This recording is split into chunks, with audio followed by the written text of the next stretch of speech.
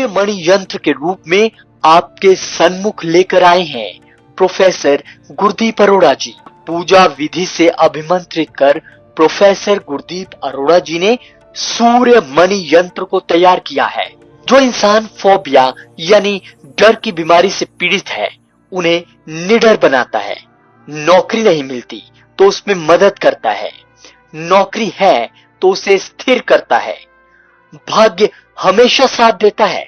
जो रोज सूर्य मणि यंत्र के दर्शन करता है, यह सूर्य मणि यंत्र आपको कामयाबी की बुलंदियों तक पहुंचाता है।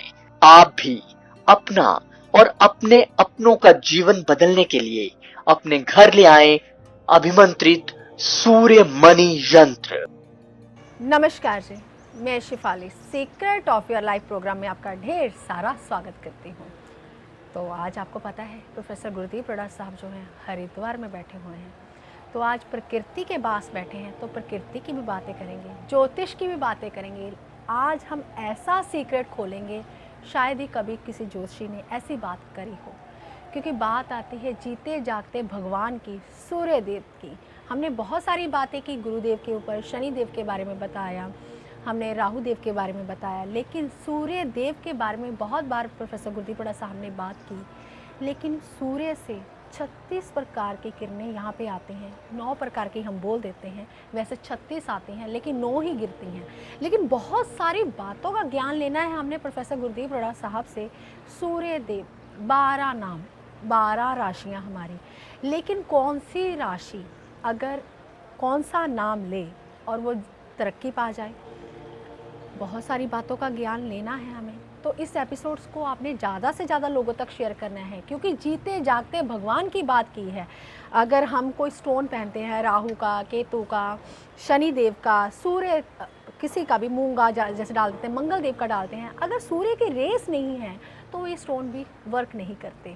तो आज बहुत बड़े भगवान की बात करेंगे, सूर्य देव की बात करेंगे। तो इसी के नाम पे आपने ज़्यादा से ज़्यादा लोगों तक शेयर करना है इस एपिसोड को, ताकि आपका सूर्य बीज है जो अच्छा हो जाए, आप भी नेम फेम प्राप्त कर सकें। तो कमेंट में आपने ओम नमः शिवाय लिखना मत भूलिएगा, यही मंत्र जो है इच्छाओं की पूर्ति करवाता है। तो हमारे साथ है प्रोफेसर गुरदीप अरोड़ा साहब, तो पहले उनका स्वागत कर लेते हैं। प्रोफेसर बहुत बहुत स्वागत है आपका। नमस्कार प्रोफेसर, हम सूर्य देव के बारे में बातें करेंगे, ज्योतिष की बातें करेंगे, प्रकृति की बातें करेंगे, लेकिन यहाँ पे मैं आपकी बात करना चाहूँगी। प्रोफेसर, मुझे दोहा याद आ रहा है आपके ऊपर, कहते हैं जाकी रहे भावना जैसे, प्रभु मूरत देखी तिन वैसे। तो प्रोफेसर, इसका अर्थ तो आप ही समझाएंगे, क्योंकि मैंने ये दोहा आपके लिए इसलिए बोला है क्योंकि जैसी जिसकी भावना होती है वैसा आपके लिए यूट्यूब पे कमेंट किया जाता है, वैसा लोग आपके लिए आके बोलते हैं। क्योंकि मुझे तो आप भगवान जैसे लगते हैं, क्योंकि आपके अंदर का जो ज्ञान है वो मैं कैमरे के सामने सभी लोगों तक पहुंचाना चाहती हूं, क्योंकि आपके अंदर जो ज्ञान भरा पड़ा है, जितनी पॉजिटिविटी है, जितना ऑरा है, अगर कहीं 1% भी आपके परिवार के लोगों पे या फिर मेरे में आ जाए तो हमें तरक्की करने से कोई नहीं रोक सकता। तो प्रोफेसर, इस दोहे की व्याख्या आप कैसे करना चाहेंगे? शिफाली जी, बहुत अच्छा पूछा आपने। जाकी रहे भावना जैसी, प्रभु मूरत देखी तिन वैसी। शिफाली जी ने मेरे ऊपर ही बोल दिया जी कि जो भी कोई आपके पास आता है, अगर उसकी अच्छी भावना होती है, आप सुन के हैरान हो जाओगे। कुछ लोग सिर्फ और सिर्फ पैसा डलवाते हो, कहते हैं प्रोफेसर साहब हमने कुंडली के बारे में नहीं पूछना, सिर्फ यही कीजिए, ओम नमः शिवाय बोल दीजिए, ये जो मेरा काम बन जाए। पता नहीं उनके मन में मेरे लिए क्या है, लेकिन करने वाला तो वो भगवान है। तो मैंने तो कभी सोचा नहीं था कि ऐसा भी होता है, लेकिन उनकी भावना ऐसी है तो काम उनके हो जाते हैं। इसलिए जैसी भावना आपकी रहेगी मेरे ऊपर, वैसा ही आपके ऊपर भगवान देगा। मैं नहीं कर दूंगा, मेरे पास तो कुछ भी नहीं है, मैं तो आपकी तरह एक आम इंसान हूँ, लेकिन भावना जैसी जैसी रहेगी वैसे वैसे कोई लेके चला जाएगा मेरे से। वो ज्ञान लेने आया तो ज्ञान लेके जाएगा, ठीक होने आया तो ठीक होकर जाएगा। अगर वो चाहता है कि मैं दुनिया में रहूं और सुखी रहूं, मेरे पास किसी चीज़ की कमी ना रहे, तो वैसा ही लेकर जाएगा। देखिए, हम गंगा के किनारे बैठे हुए हैं, हमने स्नान किया, और ठंड लग रही है और यहीं पर बैठ के हम बहुत सुबह सुबह एपिसोड कर रहे हैं, क्योंकि पहले हमने हवन यज्ञ किया। 3 दिन से हम घर से निकले हुए हैं ऑफिस से, पूरा 2 दिन तो हो गए हमें इसी होटल में रहते हुए। और हम कोशिश करते हैं कि कुछ ना कुछ ज्ञान इकट्ठा करें और आपके पास पहुंचाएं। देखिए हम घूम रहे थे हम, लेकिन जब भी हम घूमते हैं ज्ञान इकट्ठा करने के लिए जाते, मैं ऐसा कभी नहीं जाता, मैं बॉडीगार्ड को साथ में नहीं लेके जाता, रिंगे वगैरह कभी नहीं पहनता, घड़ी वगैरह कभी नहीं पहनता, और कपड़े ऐसे पहनता हूँ कोई पहचाने ना, फिर भी लोग पहचान लेते हैं मुझे। फिर भी लोग कहते हैं प्रोफेसर साहब गुरदीप अरोड़ा, जैसे हम कल वहाँ गए थे और लोगों ने फिर भी पहचान लिया था मेरे को जी। लेकिन मैं ऐसा बना के नहीं निकलता, मैं चाहता हूँ कोई पहचाने ना, मैं अपना ज्ञान ध्यान से और इकट्ठा कर सकूँ और ताकि आपको और ज्ञान दे सकूँ। देखिए भावना आपकी अच्छी होनी चाहिए, अगर अच्छी भावना रहेगी तभी आप किसी से भी कुछ भी लेकर जा सकते हो। ऐसे नहीं, जब तक आपकी भावना अच्छी नहीं होगी, चाहे वो पत्थर की मूर्ति ही क्यों ना हो, तब तक आप उनसे कुछ नहीं लेकर जा सकते। आज के बाद कभी भी कहीं भी जाना है, आपकी भावना अच्छी होनी चाहिए, और जिसके पास जा रहे हो वो कितना ज्ञानी है ये बहुत बड़ा महत्व करता है। ये बातें बहुत बड़ी होती हैं जी। लेकिन चलो मैं तो ज्ञानी नहीं हूँ, कोशिश कर रहा हूँ ज्ञान इकट्ठा करने की, और ऑफिस से निकलता हूँ आपके लिए ज्ञान इकट्ठा करने के लिए। जी प्रोफेसर साहब, आज हम गंगा के तट पर बैठे हैं, गंगा किनारे बैठे हैं, तो कहते हैं कि गंगा के पास गंगा के 3 पथ हैं। सबसे पहला सुरसरी, जैसे कहते हैं ये देवताओं के पास है, और दूसरा पाताल राजा बलि के पास है, और तीसरी हमारी गंगा। तो आप इसके बारे में क्या कहना चाहेंगे कि जैसे मैंने बोला कि देवताओं के पास, पाताल में और हमारी गंगा, लेकिन आप कहते हैं जो ब्राह्मण्डे सो ही तत्पिंडे, तो आप अपनी बॉडी के, अपने शरीर के बारे में, इस गंगा के बारे में क्या कहना चाहेंगे? शिफाली जी, ये जितने भी ग्रंथ बनाए गए हैं जी, वो कहानियों में, गाथाओं में आपको समझाने के लिए हैं, जी, ताकि आप भटको मत। जी, ये 3 ही गंगा हमारे भीतर ही बहती हैं। जी, एक जो आकाश में देवताओं के पास है वो हमारे कंठ के द्वारा, जी, हमारे दिमाग में कंठ जो है, कंठ के द्वारा जो एक बूंद गिरती है जी। वो वही गंगा है, सुरसरी गंगा। जी, और एक गंगा जो हमारे भीतर बहती है, हमारे जैसे कि ये बह रही गंगा, यही हमारे नाभि में बहती है, फेफड़ों के होते हुए, फेफड़ों से होते हुए नाभि में बहती है, और एक पाताल में बहती है, वो हमारे मलमूत्र के द्वारा। जी। 3 ही गंगा पूरी दुनिया में, ब्रह्मांड में है, 3 ही गंगा हमारे भीतर है। जो ब्राह्मण्डे सो ही तत्पिंडे। मैं तो हर बात आपके ऊपर ही लागू करता हूँ, पूरी दुनिया का ज्ञान हमारे भीतर ही है, लेकिन हम कब समझेंगे हमें समझ नहीं आती, लेकिन हमारे जैसे लाखों लोग समझा रहे हैं, हम कोशिश करते हैं ताकि आपके बारे में और बारीकी में बताया जाए। जी प्रोफेसर साहब, कहते हैं ना गंगा तेरा पानी अमृत, तो दूसरी जो गंगा बहती है हमारे अमृत में, हमारी नाभि में बहती है। लेकिन प्रोफेसर साहब ये ज्ञान, ये अधूरा ज्ञान है लोगों के पास, लेकिन आप ही इसे पूरा कर सकते हैं। तभी हम आपके लिए, आपके पास क्वेश्चंस लेके आते हैं, प्रश्न लेके आते हैं जो अपने परिवार के लोगों के होते हैं। लेकिन ये ज्ञान, इसीलिए हमारा जो चैनल का नाम है the secret of your life, ज़िंदगी से जुड़े हुए ऐसे रहस्य जो हमारे आसपास है लेकिन हमें पता भी नहीं है। तो प्रोफेसर बात करते हैं सूर्य देव की, आज बात करनी है प्रकृति की, आज बात करनी है हमने ज्योतिष की।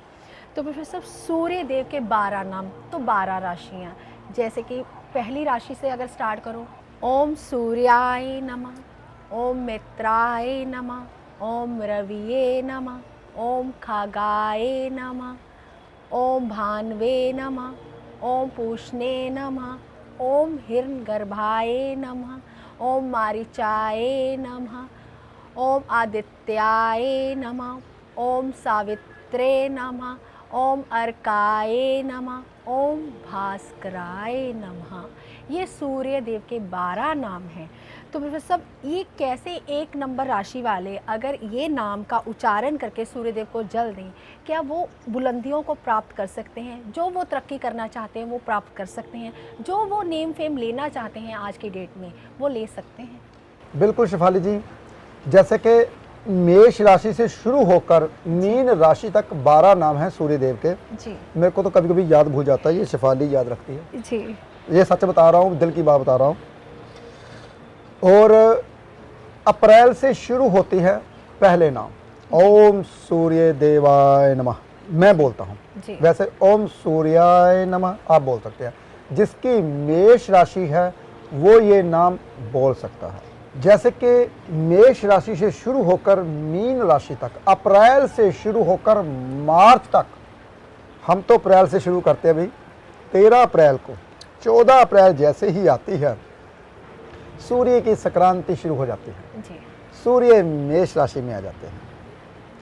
तो जब सूर्य मेष राशि में आते हैं तो हमारी पहली राशि उदय होती है। जी। ऐसे धीरे धीरे मीन राशि तक 12 नाम आते हैं। चलो इसके बारे में बाद में बताता हूँ, पहले मैं आपको एक बेसिक बात बताऊं जो आपको नहीं पता। सूर्य देव जैसे मान लीजिए गोल गोल है, बिल्कुल गोल है, ये हमारी पृथ्वी, ये सूर्य, बहुत ध्यान से देखिए। सूर्य गोल है, सूर्य से एक किरण ऐसे निकलती है, एक किरण इधर निकलती है, एक इधर, एक पीछे, क्योंकि गोल है, आग का गोला पीछे भी तो जाती होंगी, पीछे भी कोई और धरती को सूर्य देवता रोशन करते होंगे, दाहिने भी बाएं भी, बाएं दाहिने और सीधा सीधा हमारी पृथ्वी है। बहुत ध्यान सुनने वाली बात है।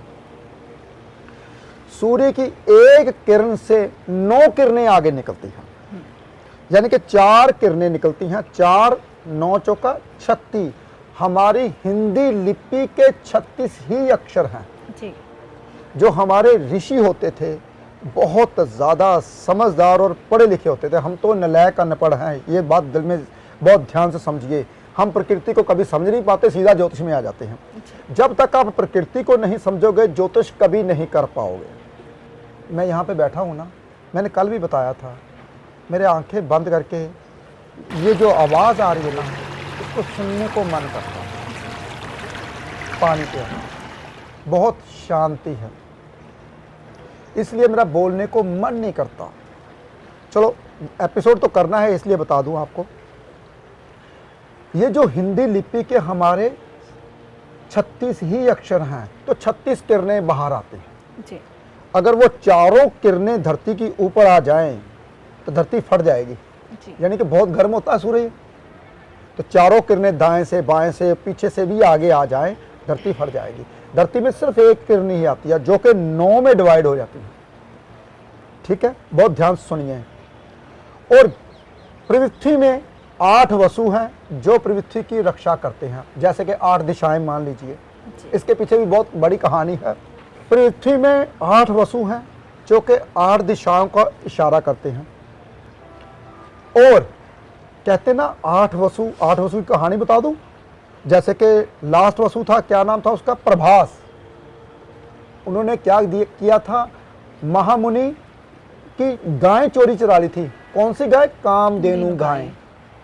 तो फिर मुनि ने क्या किया था, श्राप दे दिया था, आप पूरी जिंदगी कवारे रहोगे, दर दर भटकोगे, रक्षा करोगे और अपने पूर्वजों को बचाने की कोशिश करोगे, पीढ़ियों को बचाने की कोशिश करोगे, अपने सामने सबको मरता हुआ देखोगे।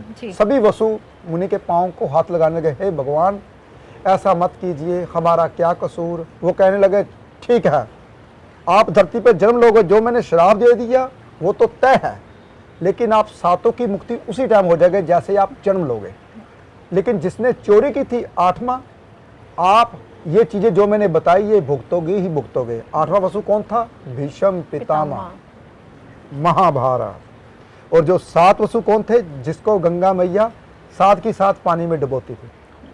चलो ये चीजें पुराणों में लिखी गई हैं, ये चीजें वेद पुराणों में लिखी गई हैं जो मैं बोलता हूँ, क्योंकि मुझे पढ़ने का बहुत शौक है। पढ़ने का नहीं, सुनने का बहुत शौक है, क्योंकि सुनने से भीतर जाता है, पढ़ने से बाहर आता है। अब मैं बोल रहा हूँ, आप सुन रहे हो, आपके भीतर जा रहा है, मेरे भीतर से अंदर बाहर आ रहा है। बहुत ध्यान सुनिए। तो फिर क्या हुआ, जो 8 वसु है वही पृथ्वी की रक्षा करते हैं। लेकिन एक किरण जो 9 किरणों में डिवाइड होती है, कहते हैं 9 और 8 कितना बन जाता है, 72। ये 72 किरणें हमारी पृथ्वी में आती हैं। तो जितने भी हमारे हिंदी लिपि के व्यंजन, संस्कृत में व्यंजन बोलते हैं, वो 72 ही हैं। देखिए पढ़ाई को कैसे पढ़ा गया है। जैसे कां के उत्ते बिंदी आती है, कां वो व्यंजन होते हैं, तो वो 72 ही है, तो 72 ही किरणें हमारे पृथ्वी में आती हैं। तो 72 जैसे ही किरणें आती पृथ्वी पे, मनुष्य के पास 72,000 ही नाड़ियां हैं जी। नसें जो हमारी चलती हैं। यानी कि सबको कौन चला रहा है? सूर्य देव। तो हम सर्दी में बैठे हुए हैं गंगा के तट के ऊपर, तो कोशिश करते हैं आपके लिए कुछ ना कुछ ऐसा कर जाएं कि आने वाली पीढ़ी के अगर एक चीज़ दिमाग में रह गई तो समझ लीजिए मेरे ये त्याग जो है, 3 दिन का त्याग, जो मैं अपना ऑफिस का वर्क छोड़ के बैठा हुआ हूँ, जो मैं ज्ञान इकट्ठा करने के लिए आया हूँ, वो मैं सिर्फ और सिर्फ आपके लिए जितना भी इकट्ठा करता हूँ कोशिश करता हूँ आपको दूँ। जी जी प्रोफेसर, माफ़ी चाहती हूँ, अभी आपने एक कहानी सुनाई कि प्रभास जो थे उन्होंने कामधेनु गायें चुराई, तो उन्हें अपने पुराने जो कर्मास थे उसका फल भोगना पड़ा। यानी कि जो हमारे पेंडिंग कर्मास होते हैं उनका फल भोगना पड़ता है। ये प्रोफेसर हर इंसान को भोगना पड़ता है। यानी कि अगर हमारे पास आज दुख है, ये हमारे पुराने कर्मों का फल है, यही कहना चाहते हैं आप? बिल्कुल जी। जो हम कई बार कहते हैं कि हम आज की डेट में तो इतने पूजा पाठ करते हैं, किसी का हृदय नहीं दुखाते, ये हमारे आगे के कर्मास में जुड़ेगा। जो पुराने कर्मास हैं, हमारे पेंडिंग कर्मास हैं, उसका फल हमें मिल रहा है। ऐसा ही है प्रोफेसर? बिल्कुल शेफाली जी, बिल्कुल। जो भी आप कर्म करते हो, कर्म का फल कभी भी व्यर्थ नहीं जाता। जी। जिंदगी में बातें याद रखनी है, जो भी कर्म करते हो उसका फल व्यर्थ कभी नहीं जाता। कलयुग उत्तम युग का नहीं। युग जो कलयुग है ये सबसे उत्तम युग है। इसका फल आपको इसी जीवन में भोगना ही पड़ेगा। अगर अच्छे कर्म किए हैं, बहुत ज़्यादा अच्छे कर्म किए हैं, तो 25% अच्छा आपको इसी जन्म में मिलेगा, 75% अच्छा आपको अगले जन्म में मिलेगा। अगर बहुत बुरे कर्म किए हैं तो 75% आपको इसी जन्म में भोगना पड़ेगा बुरा, और 25% अगले जन्म में बुरा भोगना पड़ेगा। देखिए, अच्छा आपको अगले जन्म तक रहता है, बुरा आपको अगले जन्म तक बहुत कम रहता है, यहीं पर ही भोगना पड़ता है। इसलिए बुरे कर्मों को मत भोगिए, ताकि जब आपकी मृत्यु होने लगे तड़पते रहिए, ना माँ ना बाप ना कोई भी आपके पास ना हो, जान निकल जाए। ऐसे मत कीजिए, क्योंकि मरते वक्त ही इंसान को पता चलता है पूरा जन्म से लेकर। चलो एक चीज़ और बता दूं, मेरी बात अंदर से आई तो मैं कभी छोड़ता नहीं बात कभी भी। शेफाली जी, इंसान का जब जन्म होता है ना माँ के पेट में जी, तो ज्ञान की बातें भगवान बताता है। जी बिल्कुल। जब जन्म होता है तो भूल जाता है। जब जन्म होता है तो वो बातें भूल जाता है। फिर वो एक 80 साल तक जिया, जैसे कि पिछले 10 साल की बातें भूल गया, एक आधी बात मन में रख ली, जो दिल के पास बात रह जाती है वो ही याद रहती है। दिमाग में बातें वाली चलती रहती है। पहले मैं पूरी बात करूंगा, फिर मैं आपका सवाल लूंगा। और जी बिल्कुल। फिर ऐसे ही जब 20 साल का होता है तो बात एक आधी बात याद रखता है, भूल जाता है। लेकिन जब मरता है, वो ध्यान से सुनिए, जन्म से लेकर 80 साल तक वो बातें याद आनी शुरू होती हैं, पूरी की पूरी जी। बहुत ध्यान से सुनिए। फिर वो पछताता है, फिर वो ढूंढता है, मेरा बेटा, मेरी माँ, मेरा भाई, मैंने क्यों उसके साथ ऐसा किया। मरते वक्त, जो मरते वक्त उसका लम्हा होता है, मान लीजिए मरते वक्त की घड़ी रहेगी 1 घंटा, 1 घंटा उसको 100 साल के बराबर लगता है।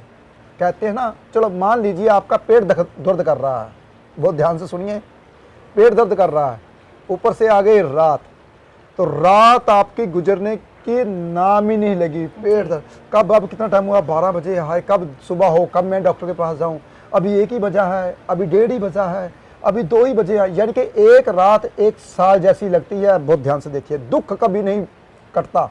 सुख की रात, नींद आई, अरे यार थोड़ा सा और सो लूं, अभी इतनी जल्दी सवेरा क्यों हो गया, करके देखिए। मेरी प्रैक्टिकल बातें होती हैं, मैं कभी भी ऐसे बातें नहीं करता जी। जो मरते वक्त 1 घंटा होता है वो 100 साल के बराबर होता है। एक एक सेकंड याद रहता है, मैंने ये किया, मैंने वो किया, मैंने इसका ऐसे क्यों किया। वो उसको दुख 100 साल जितना 1 घंटे में ही भुगतना पड़ता है। साथ में बैठे कहते हैं हाँ 4 बजे थे, 6 बजे मौत आई, वो बेचारे को 200 साल जीना पड़ा। जी। मौत तो क्षण भर ही आ जाए, यही आपके कर्मों का फल होता है। अब शेफाली जी आपका सवाल लूंगा जो आप बोलने वाले थे। जी प्रोफेसर साहब, आपकी बात से याद आ गया, दुख में सिमरन सब करें, सुख में करे ना कोई, सुख में सिमरन जो करे, दुख काहे को होए। तो प्रोफेसर साहब, अभी आपने बात की हमारे कर्मास के ऊपर, लेकिन प्रोफेसर साहब इसमें अगर बात की जाए, मनुष्य का भाग्य बड़ा है या कर्म बड़े हैं? कर्म से अपना भाग्य बना सकता है इंसान, लेकिन वो ऐसा करना नहीं चाहता। वो पुरानी पुरानी बातों को तो याद रख लेता है, जो रिसेंट बातें होती हैं वो भूल जाता है। कई बार आपने देखा है प्रोफेसर, क्या होता है, कई बार हमें 5-10 साल पुरानी बात याद रहती है कि इसी रास्ते से हम गए थे, लेकिन कल का खाया हुआ खाना हमें याद नहीं रहता है। ये प्रोफेसर ऐसा कौन सा इंसान का ग्रह खराब होता है? क्या ज्योतिष में इसका निवारण है? देखिए शेफाली जी, जो भी बात आपके दिल में रह जाएगी जी वो 100 साल तक नहीं भूलेगी। जी 100 साल तो छोड़ो, अगर वही दिल के पास, आत्मा के पास बात आ गई, वो 6 जन्म तक नहीं भूलेगी। जी। देखिए कोई भी बात, अगर हमेशा मैं सबको बोलता हूँ, अरे भाई दिल से बोला कीजिए जो बात बोलते हो, ताकि पता चले आप गलत बोल रहे हो सही बोल रहे हो। दिमाग से बोलोगे तो पता नहीं चलेगा। फिर कहते हैं ना, तीर धनुष बाण से फेंका हुआ वापस ऐसे नहीं आता, ऐसे ही आपकी जुबान से लफ्ज गया हुआ कभी वापस नहीं ले सकते। वो फिर दूसरों को बुरा, मैंने यार ऐसा क्यों बोल दिया, क्यों ऐसा कर दिया। इसलिए बोलते वक्त आत्मा से बोला करो या दिल से बोला करो। मैं जब भी एपिसोड करता हूँ, ये नहीं कि हमने कोई ऐसा लिख दिया, स्क्रिप्ट लिख दी, हमने कोई ऐसे किताब रखी हुई या कि बातें कर रहे हैं, ऐसा कुछ भी नहीं है। हम सिर्फ और सिर्फ जो दिल से आत्मा से बातें निकलती हैं वही करते हैं, जर्नल बातें करते हैं। ये कहते हैं कि भगवान शायद जो हमको ज्ञान दिया है आपको भी दे, और जैसे हम राजा हैं, मैं अपने कहता हूँ ना, मैं अपने घर का, अपने एरिए का, अपने मन का, अपने आत्मा का राजा हूँ, क्योंकि मेरी आत्मा वही करती है जो मैं चाहता हूँ। मेरे दिमाग का राजा हूँ, मैं दिमाग को कभी नहीं भगाता। दिमाग आपको भगाता है, कभी भी ज़िंदगी में याद रखिए, लेकिन आप दिमाग को कभी नहीं भगाते। लेकिन मैं दिमाग का भी राजा हूँ। ऐसे ही राजा आपको बनाना चाहता हूँ। ज्ञान, जिसके पास ज्ञान आता है वही राजा होता है। राजाओं की तरह रहता हूँ, तो आप भी राजाओं की तरह रह सकते हो अगर ज्ञान है। देखिए कल हम फ़ोटो खींच रहे थे तो मैं नीचे बैठ गया, मैंने कहा शिफाली जी ऐसे फ़ोटो खींचे बहुत अच्छी आएगी, हम ऐसे ही सब शरारतें कर। हम ज़मीन के साथ जुड़े हुए हैं। जब भी मैं कभी ज्ञान लेने जाता हूँ ना, तो मैं ये नहीं बोलता मैं चेयर पे बैठ जाऊँ ऐसे ज्ञान लूँ, नेवर। इसके पीछे भी एक कहानी आती है। जब कभी ना गुड़ को अहंकार आ गया था बहुत ज़्यादा, तो मैं जी श्री राम को बचाया मैंने, क्योंकि जब मेघनाथ ने उसके ऊपर सर्प का बाण चलाया तो सांप ने घेर लिया था। तो फिर गरुड़ को बुलाने गए थे हनुमान जी। तो जब गरुड़ आए, कहते ये तो भगवान को तो मैंने बचाया। उसको अहंकार आ गया, सोचता गया, वो मन में सोचता गया, कहता किसके पास जाऊं, उसको अहंकार आ गया। वो गया भोले शंकर के पास। शॉर्टकट में सुना रहा हूं, कहानी बहुत बड़ी है। भोले शंकर के पास गया। भोले शंकर कहता, अरे भाई क्या हुआ, आज रास्ता कहाँ भूल गए, मुझे ये बताइए। वो भगवान हैं, वो मेरे ऊपर बैठते हैं, अवतार ले नीचे गए, उसको मैंने आज बचाया, इसके पीछे क्या राज है। कहता है इसकी कथा ना तुझे, इसका ज्ञान फलानी फलानी जगह पर कौवा बैठा हुआ है वो देगा। कहता कौवा बैठा हुआ है, वो तो पंछियों का राज है गरुड़। तो कहता चलो कोई बात नहीं। पीछे जाता है, कौवा कहानी बता रहा होता है, सबको सुना रहा होता है। वहाँ पे सभी ऋषि मुनि बैठे होते हैं। कौवा गरुड़ देख के हैरान हो जाता है, वहाँ अरे ऋषि मुनि कौवे से कहानी सुन रहे हैं, चलो मैं भी सुन रहा था। कहता गरुड़ जी आप आइए बैठिए, आप चेयर पे बैठिए। ऐसे गरुड़ राजा होता तो ऐसे चेयर पे बैठ जाता है। हाँ जी बताइए। कौवा कहानी सुनाता है, सभी ऋषि मुनि कहते हैं वाह आनंद आ गया। गरुड़ बोलता मेरे को तो समझ नहीं आई, क्या बोला क्या नहीं बोला। वो फिर गया भोले शंकर के पास। भोले शंकर जी कहते हैं तुम कहाँ पे बैठे थे। कहता चेयर पे बैठा था। कहता तू अपना राजा का पथ छोड़ के भूल के जाना था, फिर तेरे को पता चलना था वो क्या बोल रहा है। बहुत ध्यान से सुनिए। फिर वो दोबारा गया चुपके से, पीछे नीचे होकर बैठा।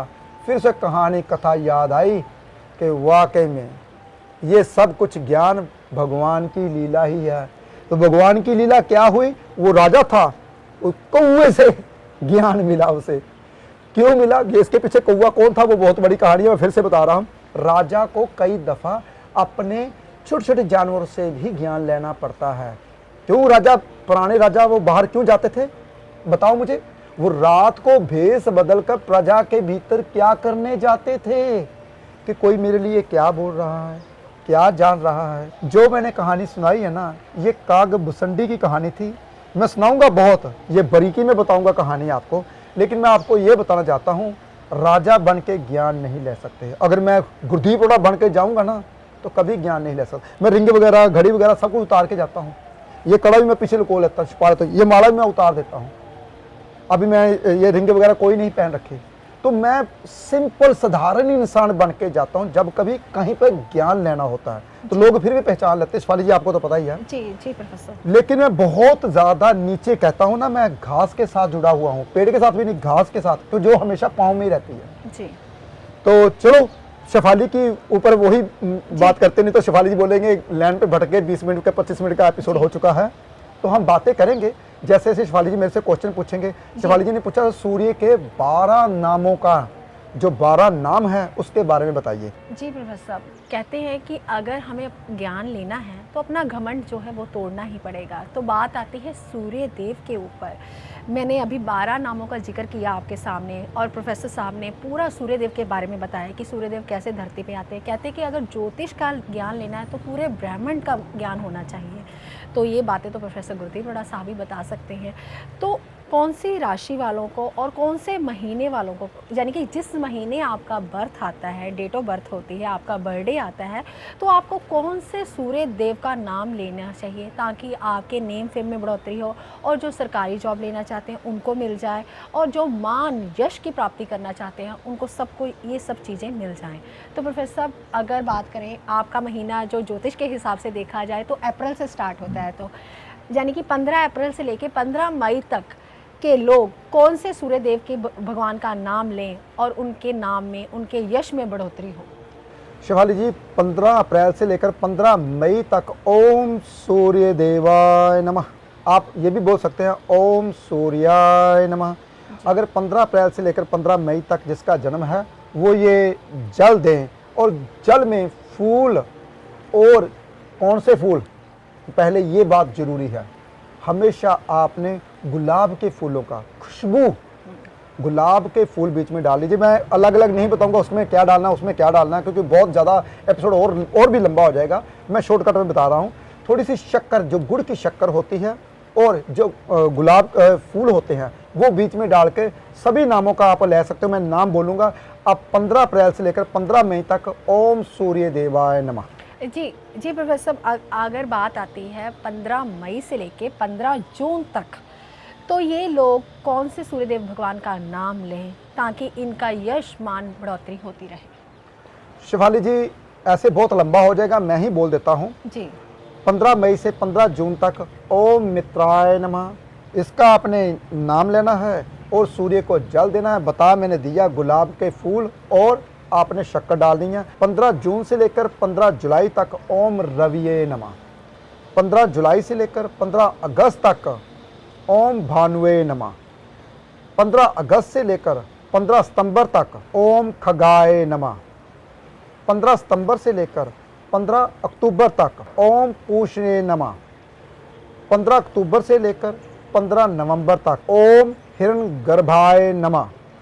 15 नवंबर से लेकर 15 दिसंबर तक ओम मारीचाय नमः। 15 दिसंबर से लेकर 15 जनवरी तक ओम आदित्याय नमः। 15 जनवरी से लेकर 15 फरवरी तक ओम सावित्रे नमः। 15 फरवरी से लेकर 15 मार्च तक ओम अर्काय नमः।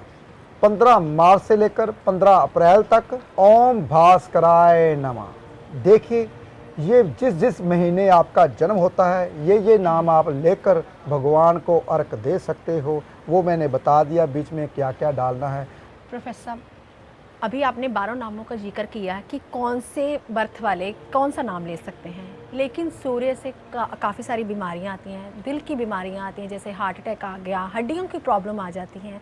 क्या सूर्य देव का नाम लेने से ये हड्डियों की प्रॉब्लम, हार्ट अटैक की प्रॉब्लम, या फिर आपने जो यंत्र तैयार किया है सूर्य देव का, क्या वो रखने से हमें इन दिक्कतों का सामना नहीं करना पड़ेगा? शेफाली जी, मैंने आपको शुरू से एक कहानी बताई कि सूर्य देव से किरणें निकलती हैं, जी। 9 से फिर बन जाती हैं 36, 36 से फिर 72 बन जाती हैं। तो फिर ऐसे ही हमारी नाड़ियाँ 72,000 हैं, यानी कि जितना भी जीवन है सूर्य से है। तो आपको पता ही है, हमने ग्रंथों में वो चीज़ निकाली है, सूर्य मणि यंत्र, उसको सामने रखिए। अगर आप कहीं कहीं, जैसे कि सूर्य देव अभी तक नहीं निकले, जी। ठीक है, अगर हमारे सामने वो तो चीज़ पड़ी होती है, हम उससे भी नाम ले सकते हैं। जो मैंने नाम बताया, जिसका जन्म हम उसको नमस्कार बुलाते, तो वही नाम से नमस्कार बुला सकते हैं। सूर्य मणि यंत्र तो मैंने आपके लिए बस समझ लीजिए जीवन दान दिया है आपको। वैसे तो सूर्य मणि यंत्र मैंने इसीलिए ही बनाया है। और जैसे जैसे शिफाली जी क्वेश्चन पूछते रहेंगे, जवाब मैं देता रहूँगा। पीछे से इशारा आ गया शिफाली जी, अगले एपिसोड में जो भी क्वेश्चन रहेंगे आपको मैं पूरे करूँगा। जी प्रोफेसर, बहुत अच्छी बातों का ज्ञान देते हैं आप। जैसे कि हम लोग हर बार बोलते हैं कि सीक्रेट जो है हम आपके दिल से निकलवाते रहते हैं, क्योंकि आप रिसर्च करते रहते हैं, खोज करते रहते हैं। इसी रिसर्च को हम कैमरे के सामने आपको लेके आते हैं, ताकि रूबरू आप अपने व्यूवर्स को बता सकें कि इस सूर्यदेव भगवान के 12 नाम हैं, 12 राशियाँ और 12 ही हमारे महीने हैं। अगर आप इनका नाम लेते हैं और ज़्यादा से ज़्यादा लोगों तक शेयर करते हैं, आपके नेम फेम में बढ़ोतरी होगी, आपका मान यश बढ़ेगा। और कमेंट में आपने ओम नमः शिवाय लिखना मत भूलिएगा। यही मंत्र जो है इच्छाओं की पूर्ति करवाता है। तो आप अपना ध्यान रखें, खुश रहें, स्वस्थ रहें। आज के लिए इतना ही। नमस्कार।